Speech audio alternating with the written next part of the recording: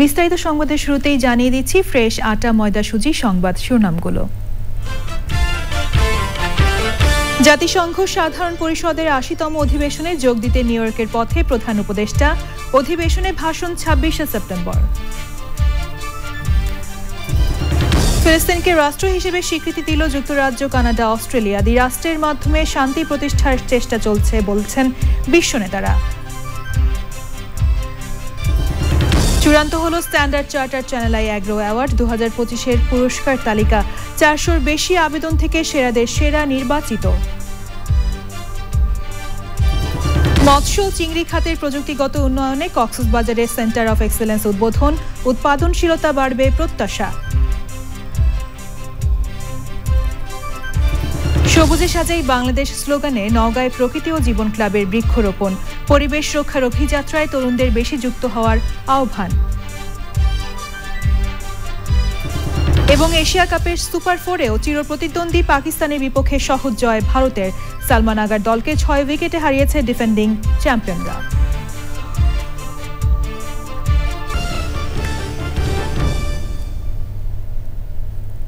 সংবাদ শিরোনামগুলো জানাচ্ছিলাম। এখনকার এই সংবাদ আয়োজন একই সঙ্গে চ্যানেল আই এর ইউটিউব চ্যানেলে এবং চ্যানেল আই এর ওটিটি প্ল্যাটফর্ম আইস্ক্রিনে লাইভ স্ট্রিম হচ্ছে। এবার বিস্তারিত। প্রধান উপদেষ্টা অধ্যাপক মোহাম্মদ ইউনূস জাতিসংঘ সাধারণ পরিষদের ৮০তম অধিবেশনে যোগ দিতে রোববার রাতে যুক্তরাষ্ট্রের নিউ ইয়র্কের উদ্দেশ্যে ঢাকা ত্যাগ করেছেন। প্রধান উপদেষ্টা ও তার সফর সঙ্গীদের বহনকারী এমিরেটস এয়ারলাইন্সের একটি বাণিজ্যিক ফ্লাইট রাত ১টা ৪০ হজরত শাহজালাল আন্তর্জাতিক বিমানবন্দর থেকে উড্ডয়ন শুরু করে।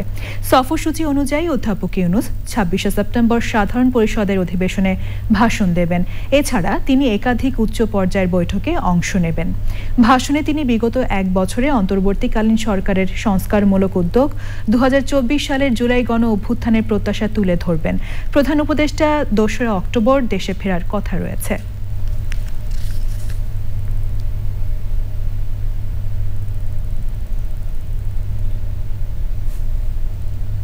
ফিলিস্তিনকে রাষ্ট্র হিসেবে স্বীকৃতি দিয়েছে যুক্তরাজ্য, কানাডা ও অস্ট্রেলিয়া।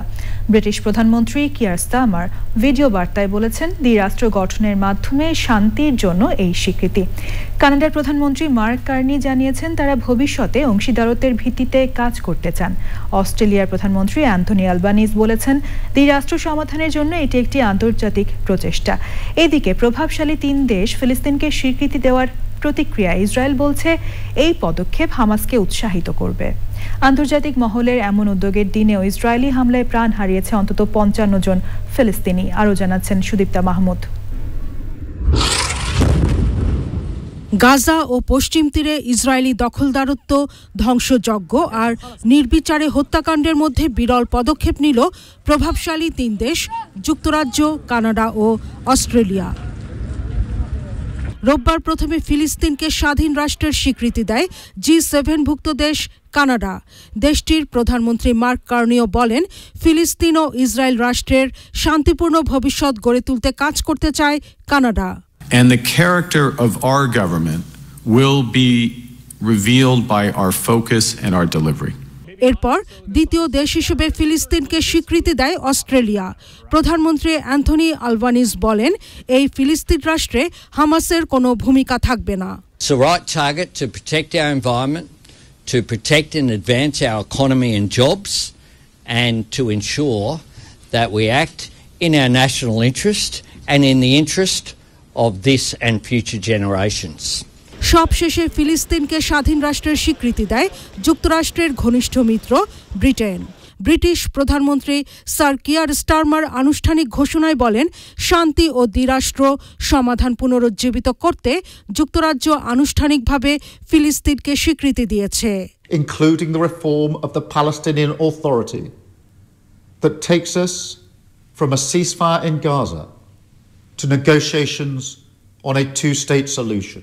যুক্তরাজ্য, কানাডা ও অস্ট্রেলিয়ার সিদ্ধান্তের সমালোচনা করে ইসরায়েলের প্রধানমন্ত্রী বেনিয়ামিন নেতানিয়াহু বলেছেন, এমন পদক্ষেপ সন্ত্রাসবাদকে পুরস্কৃত করবে। Sudipta Mahmud, Channel I. July আগস্টে গণহত্যার জন্য শেখ হাসিনা সহ ৩ জনের কঠোর শাস্তি চেয়েছেন এনসিপির আহ্বায়ক নাহিদ ইসলাম। একই সাথে ওই অপরাধের জন্য দল হিসেবে আওয়ামী লীগের বিচার করতে হবে বলে দাবি করেন তিনি। চিফ প্রসিকিউটর তাজুল ইসলাম বলেছেন, ওই অপরাধের জন্য দল হিসেবে আওয়ামী লীগের বিচার করার বিষয়ে এখনো সিদ্ধান্ত নেননি তারা। মাজহারুল হক মান্নার রিপোর্ট। মানবতাবিরোধী অপরাধের মামলায় শেখ হাসিনা সহ ৩ জনের বিরুদ্ধে এনসিবির আহ্বায়ক নাহিদ ইসলাম সাক্ষ্য দেওয়ার পর তাকে জেরা করেন স্টেট ডিফেন্স আইনজীবী। বিগত সরকারের পতন নিয়ে নাহিদ ইসলামকে প্রশ্ন করা হলে এ নিয়ে আপত্তি জানায় প্রসিকিউশন, তবে প্রশ্নের প্রাসঙ্গিকতা থাকায় তা গ্রহণ করে আদালত। জেরা শেষে আসামি ও আওয়ামী লীগের বিচার নিয়ে কথা বলেন সাক্ষী। যারা আসামি তাদের যাতে কঠোর শাস্তি প্রদান করা হয় এবং শেখ হাসিনা যেহেতু দলীয় প্রধান এবং রাজনৈতিকভাবে ক্ষমতা নিরঙ্কুশ করতে, ক্ষমতায় টিকে থাকতে জনগণের বিরুদ্ধে গিয়ে তাকে জনগণকে হত্যার সিদ্ধান্ত তিনি নিয়েছিলেন।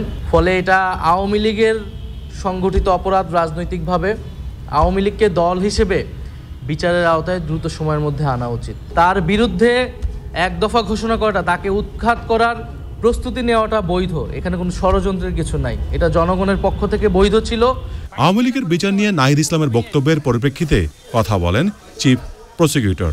ব্যক্তির বিরুদ্ধে যে সমস্ত সাক্ষ্য প্রমাণ আসছে, সেই সব সাক্ষ্য প্রমাণের মধ্যেও দল হিসাবে সেই সময়ের ক্ষমতাসীন যে দল ছিল আওয়ামী লীগ, তার সহযোগী সংগঠন হিসাবে যুবলীগ, ছাত্রলীগ, স্বেচ্ছাসেবক লীগ, 14 দল, তাদের সম্পৃক্ততার অকাট্য প্রমাণ কিন্তু আদালতে আসছে। সুতরাং এই সিদ্ধান্ত নেবার সুযোগ আছে। আমরা এখনো সিদ্ধান্ত নেই, দেখা যাক, আমরা এটা নিয়ে ভাববো। এরপর সাক্ষ্য দিয়েছেন ঢাকা বিশ্ববিদ্যালয়ের সাবেক শিবির নেতা ও আপ বাংলাদেশের আহ্বায়ক আলী আহসান মোহাম্মদ জুনায়েদ। এদিকে রংপুরে আবু সাইদ মামলায় আসামিদের বিরুদ্ধে সাক্ষ্য দিয়েছেন আয়ান নামে প্রত্যক্ষদর্শী একজন। Mazharul Haque Manna, Channel I, Dhaka. চূড়ান্ত হলো Standard Chartered Channel I Agro Award 2025-এর পুরস্কার তালিকা। বাংলাদেশ কৃষি বিশ্ববিদ্যালয়ের উপাচার্য সহ 6 সদস্যের জুরি বোর্ড 12টি ক্যাটাগরিতে 4 শতাধিক আবেদনের মধ্য থেকে সেরাদের সেরা নির্বাচিত করেছেন। আগামী মাসের শেষ সপ্তাহে বিজয়ীদের হাতে সম্মাননা তুলে দেওয়া হবে। স্ট্যান্ডার্ড চার্টার্ড ব্যাংকের প্রধান নির্বাহী কর্মকর্তা নাসের এজাজ বিজয় জানিয়েছেন, চ্যানেল আই এর সঙ্গে কৃষককে সম্মানিত করার এই কাজটি চালিয়ে যাবেন তারা। রিজওয়ান নিউজের রিপোর্ট। স্ট্যান্ডার্ড চার্টার্ড ব্যাংকের 120 আর চ্যানেল আইয়ের 27 বছর পূর্তির মহেন্দ্রক্ষণে দুটি প্রতিষ্ঠানের উদ্যোগে চালু হওয়া অ্যাগ্রো অ্যাওয়ার্ডেরও 10ম বর্ষপূর্তি। সেরা নারী ও পুরুষ কৃষক, সেরা মেধাবী সংগ্রামী নারী ও পুরুষ কৃষক, পরিবর্তনের নায়ক, জলবায়ু অভিযোজক প্রতিষ্ঠান, সেরা কৃষি সাংবাদিক, উদ্ভাবন এবং বাস্তবায়নের নিরিখে সেরা কৃষি প্রতিষ্ঠান, জুরি স্পেশাল, আজীবন সম্মাননা এবং সেরা ছাদ কৃষি উদ্যোক্তা। এই 12 ক্যাটাগরিতে 12 জন ব্যক্তি এবং প্রতিষ্ঠান পাবেন সম্মাননা। এখানে যারা সিলেকশন পেয়েছে তাদের সত্যি কন্ট্রিবিউশন আছে কৃষিক্ষেত্রে। অনেকগুলো আইটেমের ক্ষেত্রে এরকম কম্পিটিশন সো টাফ এবং খুব বেশি, মানে আমি বলবো যে মার্জিনাল ডিফারেন্স ছিল। আমাদেরকে তারপরও এমন কিছু জিনিস বের করতে হয়েছে যার মধ্য দিয়ে একজন ইউনিক ছিল। কৃষককে নিয়েই বাংলাদেশ, তো সেটাকে চ্যানেল আই সবচেয়ে বেশি মূল্যায়ন করেছে। আবার এই অ্যাওয়ার্ডের মাধ্যমে ইনোভেটিভ উদ্যোক্তাদের পরিচিত করিয়ে দিয়ে অনুপ্রাণিত করেছে। কিভাবে তারা অনেক বাধা অতিক্রম করেও সফলতার গল্প তৈরি করছেন কৃষি ক্ষেত্রে। যোগ্যতম প্রতিযোগী বাছাইয়ে সর্বোচ্চ পেশাদারিত্ব বজায় রাখা হয়েছে, জানালেন জুরি বোর্ডের সদস্যরা। এটা আমরা অত্যন্ত ন্যায়সঙ্গতভাবে বিচার করেছি। চূড়ান্তভাবে নির্বাচিত হলো, তাদেরকে আমি অভিনন্দন জানাই। ছাদে এখানে যারা পুরস্কার আমরা যাদের জন্য দেব আমরা সিদ্ধান্ত দিয়েছি, সেখানেও আসলে মানে সুচিন্তিত তেমন কোনো পরিকল্পনা নাই। যখন যেটা হয় সব গাছে লাগায়, কিন্তু ছাদে আসলে সব গাছ হবে না। যে বাসায় ছাদ কৃষি আছে সেই বাসার ঠিক তার নিচের ফ্লোরটা ঠান্ডা, এটা একদম সবাই বলছে যে আমাদের ওই সারা রাত এসি চালায় আর দেখা যায় যে উপর খোলা থাকলে রাত 3-4টার আগে ঘর ঠান্ডা হয় না। সবচেয়ে বড় কথা হচ্ছে যেটা পরিবেশকে সে কন্ট্রিবিউট করছে। আমরা খুবই ব্লেসড যে খুবই নলেজেবল জুরি বোর্ড ছিলেন, খুবই ইন্টারঅ্যাক্টিভ সেশন হয়েছে এবং আমরা যারা মনে করেছি যে এই আউটকামটা হয়েছে খুবই ফেয়ার। অবশ্যই বলার অপেক্ষা রাখে না, চ্যানেল আই এন্ড সিরাজ ভাই আমার সাথে থাকাতে জিনিসটার এক তাৎপর্য অন্যরকম লেভেলে নিয়ে যায়। তো আমরা আশা করছি যে এটা কন্টিনিউ করে যাবে এবং আমরা দিন দিন এটাকে আরো বড় করতে পারবো। আবেদনকারীদের মধ্য থেকে সেরাদের বাছাইয়ে গবেষণা ও মূল্যায়নে সহযোগিতা করেছে ডেভেলপমেন্ট রিসার্চ ইনিশিয়েটিভ নামের একটি প্রতিষ্ঠান। রিজভিন আওয়াজ, চ্যানেল আই, ঢাকা। কক্সবাজারে মৎস্য ও চিংড়ি খাতের প্রযুক্তিগত উন্নয়ন ও সহযোগিতা বাড়াতে সেন্টার অফ এক্সেলেন্স উদ্বোধন করা হয়েছে। এর মাধ্যমে বাংলাদেশের সম্ভাবনাময় মৎস্য খাতের উৎপাদনশীলতা বাড়বে বলে মনে করেন সংশ্লিষ্টরা। সেন্টারটি উদ্বোধন করেন মৎস্য ও প্রাণী সম্পদ মন্ত্রণালয়ের উপদেষ্টা ফরিদা আক্তার। তানভীর আশিকের রিপোর্ট। বাংলাদেশ ও নেদারল্যান্ডসের যৌথ উদ্যোগে ফুডটেক বাংলাদেশ কর্মসূচির আওতায় প্রতিষ্ঠা করা হয়েছে সেন্টার অফ এক্সেলেন্স। সংশ্লিষ্টরা জানিয়েছেন, মৎস্য ও চিংড়ি খাতে আধুনিক প্রযুক্তি, ইনপন্ড রেসওয়ে সিস্টেম ব্যবহার করে উৎপাদনশীলতা বৃদ্ধি, বাজার সম্প্রসারণ এবং টেকসই খামার ব্যবস্থা নিশ্চিত করাই এর লক্ষ্য। সেন্টার অফ এক্সেলেন্স উদ্বোধন করেন মৎস্য ও প্রাণী সম্পদ মন্ত্রণালয়ের উপদেষ্টা। অল্প জায়গায় বেশি উৎপাদন করতে হয়, তাহলে আমাদেরকে কিছু প্রযুক্তি লাগবে। এরা যে প্রযুক্তিটা ডেভেলপ করছে সেটার মধ্যে আমাদের কনসার্নটা হলো যে এটা যেন ক্ষুদ্র খামারিদের কাছে পৌঁছাতে পারে। এটা আমরা আলোচনা করেছি এবং ডাইরেক্টরেট অফ ফিশারিজ সেটা নিয়ে কাজ করছেন। বাংলাদেশের মৎস্য খাতের সম্ভাবনা নিয়ে কথা বলেন নেদারল্যান্ডসের রাষ্ট্রদূত Joris van Bommel. This Center of Excellence is a real good example of how we collaborate between the Netherlands and Bangladesh. I think by nature we are two countries who look alike. We work with water, we work in the agriculture sector, and we work in the aquaculture sector.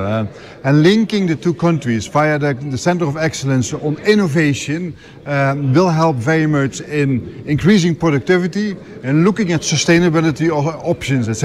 অনুষ্ঠানটি হওয়ার কথা ছিল টেকনাফের খারাংখালীর গ্রোটেক aquaculture প্রাঙ্গণে, তবে ভারী বৃষ্টির কারণে যোগাযোগ ব্যবস্থা ব্যাহত হওয়ায় কক্সবাজার শহরের একটি রিসোর্টে সেন্টার অফ এক্সেলেন্সের উদ্বোধন অনুষ্ঠান আয়োজন করা হয়। কক্সবাজার থেকে তানভীর আশিক, চ্যানেল আই। আবহাওয়ার বৈরী আচরণ প্রশমনে অধিক পরিমাণে বৃক্ষরোপণের বিকল্প নেই বলেছেন বিশিষ্টজনরা। সবুজে সাজেই বাংলাদেশ স্লোগানে নওগাঁতে প্রকৃতি ও জীবন ক্লাবের বৃক্ষায়নে যুক্ত হয়ে টেকসই অগ্রযাত্রা নিশ্চিতে পরিবেশ রক্ষার অভিযাত্রায় তরুণদের আরও বেশি যুক্ত হওয়ার আহ্বান সুধীজনদের। সে সময় মোবাইল নেটওয়ার্ক অপারেটর বাংলালিংকের সহায়তায় গাছের চারা বিতরণ করা হয়। ইমরুল কায়েসের তথ্য ও ভিডিওচিত্রে মোশাহিদ রনির রিপোর্ট। দেশজুড়ে প্রকৃতি ও জীবন ক্লাবের ব্যাপক সবুজায়নের অভিযাত্রায় নওগাঁয় দ্বিতীয় ধাপের বৃক্ষায়ন ও বিতরণ কর্মসূচি। মোবাইল নেটওয়ার্ক অপারেটর বাংলালিংকের সহায়তায় কার্যক্রমে অংশ নেন শিক্ষার্থী ছাড়াও নানা শ্রেণী পেশার মানুষ। সারা বাংলাদেশে একসময় কত গাছ ছিল, সেই গাছ কিন্তু দিন দিন কমে গেছে। এই যে গাছ, এই গাছের কিন্তু জীবন আছে এবং সেই জীবনকে যদি বাঁচিয়ে রাখতে হয় গাছের পরিচর্যা করতে হবে, গাছকে সুস্থভাবে বড় করতে হবে। আসুন সবাই মিলে আমরা নানা ধরনের গাছ তো লাগাবই, তার সাথে যেই বৃক্ষগুলো অনেক উঁচু হয় সেই গাছগুলোও লাগাবো। এই গাছ যেন আমরা রোপণ করার মাধ্যমে, পরিচর্যার মাধ্যমে এই বাংলাদেশটাকে ভালো রাখি। জেলার আত্রাইতে বিশ্বকবি রবীন্দ্রনাথ ঠাকুরের স্মৃতি বিজড়িত পতিশর কাচারিবাড়ি সংলগ্ন রবীন্দ্রনাথ ইনস্টিটিউশন চত্বর মেতে ওঠে সবুজ বন্দনায়। এই গাছটি আমাদের অনেক উপকার আসে। প্রথমত আমি বলতে চাই, এটি হলো আমাদের অক্সিজেন। অক্সিজেন না থাকলে আমরা বাঁচতে পারবো না। গাছ আমাদের ফল দেয়, গাছ আমাদের বিভিন্ন নিত্যকার্যে ব্যবহার হয় একটা জিনিস। প্রকৃতি ও জীবন ক্লাব, এই গাছটা আমরা বাসায় নিয়ে গিয়ে লাগাবো। জীবন বাঁচাতে এবং অর্থনৈতিক ভিত্তি গড়তে গাছের গুরুত্ব তুলে ধরেন বিশিষ্টজনরা। আমি চ্যানেল আইয়ের প্রকৃতি ও জীবনকে ধন্যবাদ জানাচ্ছি এই কারণে যে এত বড় একটা মহৎ গুণ, একটা উপকারী কাজে আপনারা যে উদ্যোগ নিয়েছেন। এবারে আমরা উদ্যোগ নিয়েছি যে প্রত্যেকটা উপজেলায় 5 কিলোমিটারে আমরা টার্গেট নিয়েছি যে 5 কিলোমিটার করে আমরা বৃক্ষ রোপণ করব এবং এটা সংরক্ষণের ব্যবস্থা করব। বাস্তুতন্ত্র পুনরুদ্ধার ও নিরাপদ ভবিষ্যৎ বিনির্মাণে বৃক্ষায়ন অব্যাহত রাখার প্রত্যয় প্রকৃতি ও জীবন ক্লাবে। মোশাহিদ রনি, চ্যানেল আই। আরও একবার আমন্ত্রণ জানাচ্ছি চ্যানেল আই সংবাদে। এ পর্যায়ে রয়েছে নিটোল টাটা কৃষি সংবাদ।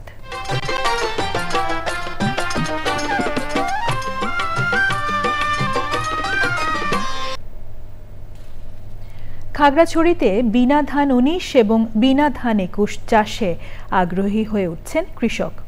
স্বল্প জীবনকালীন হওয়ায় আউশ মৌসুমের পর অন্য যে কোনো একটি ফসল ফলিয়ে বাড়তি আয় করতে পারেন তারা।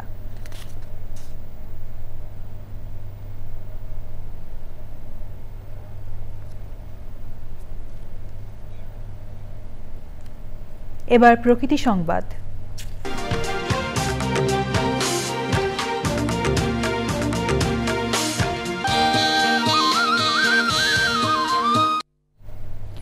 পরিবেশ সংরক্ষণে দৃষ্টান্ত স্থাপন করেছে ফেনীর স্বেচ্ছাসেবী সংগঠন বালিগাঁও ইউথ সোসাইটি।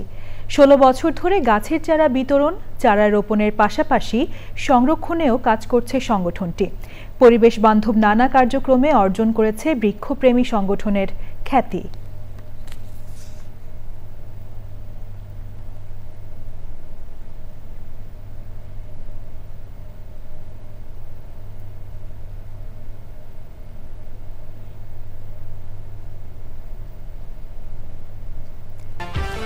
জাতিসংঘ সাধারণ পরিষদের 80তম অধিবেশনে যোগ দিতে নিউ ইয়র্কের পথে প্রধান উপদেষ্টা। অধিবেশনে ভাষণ 26শে সেপ্টেম্বর। ফিলিস্তিনকে রাষ্ট্র হিসেবে স্বীকৃতি দিল যুক্তরাজ্য, কানাডা, অস্ট্রেলিয়া। 2 রাষ্ট্রের মাধ্যমে শান্তি প্রতিষ্ঠার চেষ্টা, বলছেন বিশ্ব নেতারা। চূড়ান্ত হল Standard Charter Channel I Agro Award 2025-এর পুরস্কার তালিকা। 400-র বেশি আবেদন থেকে সেরাদের সেরা নির্বাচিত। মৎস্য ও চিংড়ি খাতের প্রযুক্তিগত উন্নয়নে কক্সবাজারে সেন্টার অফ এক্সেলেন্স উদ্বোধন, উৎপাদনশীলতা বাড়বে প্রত্যাশা। সবুজে সাজাই বাংলাদেশ স্লোগানে নওগাঁয় প্রকৃতি ও জীবন ক্লাবের বৃক্ষরোপণ। পরিবেশ রক্ষার অভিযাত্রায় তরুণদের বেশি যুক্ত হওয়ার আহ্বান। এবং এশিয়া কাপের সুপার 4-এও চিরপ্রতিদ্বন্দ্বী পাকিস্তানের বিপক্ষে সহজ জয় ভারতের। সালমান আগার দলকে 6 উইকেটে হারিয়েছে ডিফেন্ডিং চ্যাম্পিয়নরা।